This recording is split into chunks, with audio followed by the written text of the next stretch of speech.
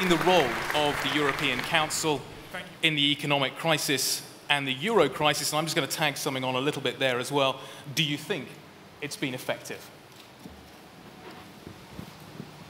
Thank you for giving me the floor.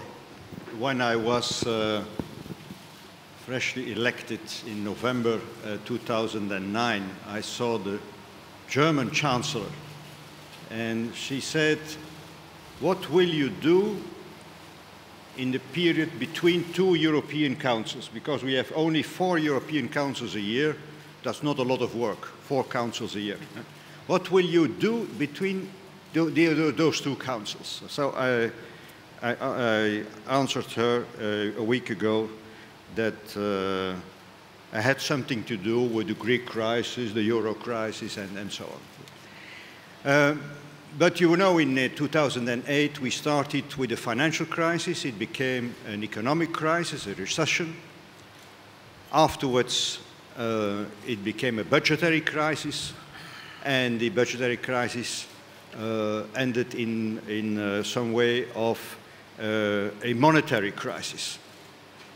We started in the Greek crisis then this year with a crisis in one small country. It became the crisis of the Eurozone, and even at a certain moment was threatening world economy. So we have living those 2 years a very tense period. We have two kinds of problems these days. We have in the short run, in the short term, to give confidence again in the banking sector. That's why we took that important decision of publishing stress tests in the second half of July. We need confidence in sovereign bonds of some countries. So we are taking in those weak economies strong measures, budgetary field, competitiveness. I think markets will only be convinced by results when we can show that budget deficits are really declining, decreasing. The proof of the pudding is in the eating, and so the results in the real economy are key for gaining confidence again. But in the whole of the Union, and in the Eurozone especially, we are in some kind of exit strategy, gradually, differentiated, growth-friendly, not hampering growth. I'm fully convinced that if we do it in that way, we will not hamper economic growth. We had experiences in some countries with reducing budgetary deficits without any influence at all, on the contrary, on economic growth.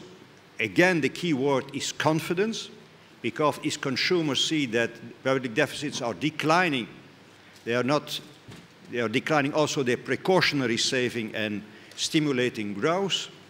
So confidence is key in all what I just have said. And the last part of our strategy and our policy, and I'm sure that the President of the Commission will speak about this, is our long-term strategy, what we call Europe 2020, because we have not only a problem of growth in the short term. We have only 1.5 economic growth this year and next year. We have a structural problem of economic growth. Our potential economic growth in Europe today is also 1 point and not even 1.5. So our recovery growth rates are equal to our potential growth rates, and that's insufficient to finance our social model, even if we reform it, and it is insufficient to play a role in the world. So we are fully involved with the European Council in that kind of strategy.